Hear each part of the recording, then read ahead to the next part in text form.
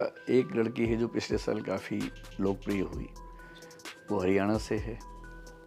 कमज़ोर स्थितियाँ उसने देखी हैं, बहुत मुश्किल हालात देखे हैं। उसकी उम्र बहुत कम है, आज वो शायद 23 साल की है। पिछले साल जब उसका पहली बार सिलेक्शन हुआ, उसके घर में ये कि उसके पिताजी नहीं हैं तो उसकी मम्मी हैं, वो अकेली उनकी बेटी है।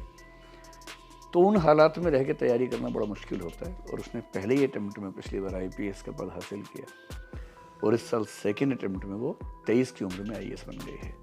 पिछले साल रिजल्ट 24 तक पहुंचा था। इस साल हमने अपने आप से एक वायदा किया था कि इसको 50 तक लेके जाएं और मैंने पिछले 6 महीने में कई जगह ये बात कही कि हम 50 की कोशिश कर रहे हैं। और मुझे कहने में बहुत खुशी है कि इस साल हमारे यहाँ से हिंदी मीडियम से 54 बच्चों का सिलेक्शन हुआ है, जो पूरी तरह से हिंदी मीडियम के बच्चे हैं। 54 बच्चे? जी, 54। वो एक ही संस्थान से या पूरे हिंदी मीडियम से?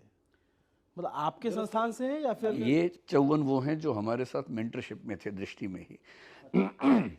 ऐसा हो सकता है कि इनमें से किसी बच्चे ने कोई कोर्स किसी और से पहले कर रखा हो, लेकिन मेंटरशिप जो हमारा मेन प्रोजेक्ट है रिजल्ट सुधारने का, उसमें ये बच्चे रहे हैं हमारे साथ। और 2-3 को छोड़ दूँ इनमें से, तो बाकी सब वो हैं जो 24x7 यानी कि रात दिन हमारे साथ रह के मेहनत करने वाले बच्चे हैं। और हमने पिछले 1 साल में इनके साथ, मतलब जितनी मेहनत उन बच्चों ने की उतनी हमारी टीम ने भी मेहनत की साथ में। ये वो बच्चे हैं। मेरे ख्याल से हिंदी माध्यम में अगर होंगे तो शायद 2-4 लोग और होंगे जो हमारे यहाँ नहीं रहे होंगे। तो अगर 54 यहाँ से हैं तो आप मान सकते हैं कि 55 से 60 के बीच में कुल रिजल्ट हिंदी माध्यम का इस साल रहा होगा। तब तो आज तो खूब मिठाई चली होगी। आज तो जितनी मिठाई मैं साल में खाता हूँ उतनी एक दिन में खा ली। कैसे क्या रहा? बच्चे जब आपके पास रिजल्ट आया हाँ तो बच्चों का रिएक्शन क्या था? आपके पास बहुत सारे बच्चे मिलने आए होंगे। हाँ, मैं उस समय क्लास ले रहा था। मेरी अभी क्लासेस चल रही हैं, लंबी क्लासेस चल रही हैं आजकल। तो रिज़ल्ट आने के करीब आधे घंटे बाद क्लास के अंदर ही कुछ बच्चे जो सफल हुए थे आए। पहले एक बच्ची आई, वो काफ़ी बुरे दौर से गुजर रही थी पिछले 2 साल से। MBBS है, वो डॉक्टर है। उसे एक तरह से ज़बरदस्ती हम लोगों ने ये कह के कि एग्ज़ाम देना है, दिलवाया था इस बार। फिर खूब मेहनत की उसके साथ। उसे भरोसा कम था, लेकिन हमें था कि सिलेक्शन होगा। सिलेक्शन उसका हो गया। पहले वो आई क्लास के अंदर ही, तो बहुत सारे बच्चे थे, उसने बात भी की बच्चों से। फिर 5-6 बच्चे वहाँ आसपास थे तो वो सब आ गए, वो सब भी क्लास के अंदर आए। क्लास में बहुत सारे बच्चे से, उन सबसे बात की। फिर मैंने क्लास थोड़ा जल्दी छोड़ दी। फिर अपने ऑफिस आया तो यहाँ भी 8-10 बच्चे आए मिलने के लिए। कई बच्चे दिल्ली के बाहर हैं, अब वो अगले 2-4 दिन में आएंगे, मिलेंगे सब बच्चे। तो आज पूरे कोचिंग में खूब मिठाइयाँ आ रही हैं, बच्चे खुश हैं। और ये बड़ा दिन है ना उनके लिए, मतलब। नहीं, हमारे जितने सेंटर्स हैं उन सब पे कल मिठाई बंटने वाली है। जो बच्चों को, हम हर साल जब रिज़ल्ट अच्छा होता है तो सब बच्चों से शेयर करते हैं, तो कल मिठाई का दिन है।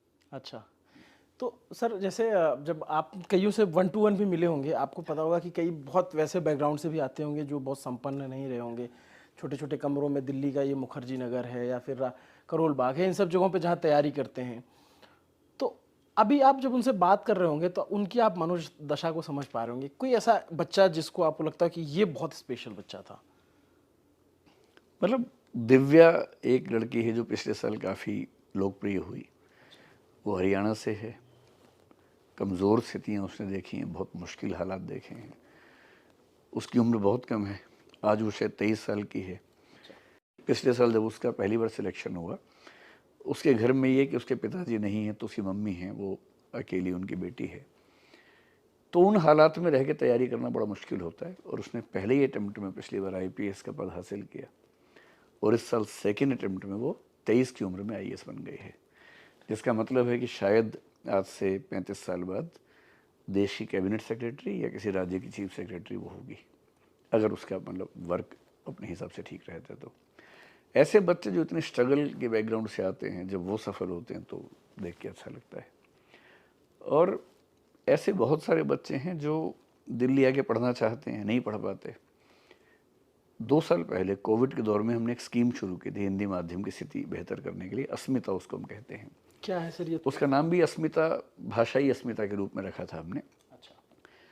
पूरे भारत के हिंदी माध्यम के वो बच्चे जो कम से कम एक बार प्रीलिम्स निकाल चुके हैं IAS का, या स्टेट पीसीएस का, वो एलिजिबल होते हैं। हम उनका टेस्ट लेते हैं, रिगरस टेस्ट लेते हैं, फिर सिलेक्ट करते हैं। पहले बैच में हमने 30 बच्चे सिलेक्ट किए, दूसरा बैच अभी कुछ दिन पहले आया, उसमें भी 30 बच्चे सिलेक्ट किए। ये 60 बच्चे वो हैं जिनका दिल्ली में रहने का, खाने का, पढ़ने का सारा खर्चा हम उठाते हैं।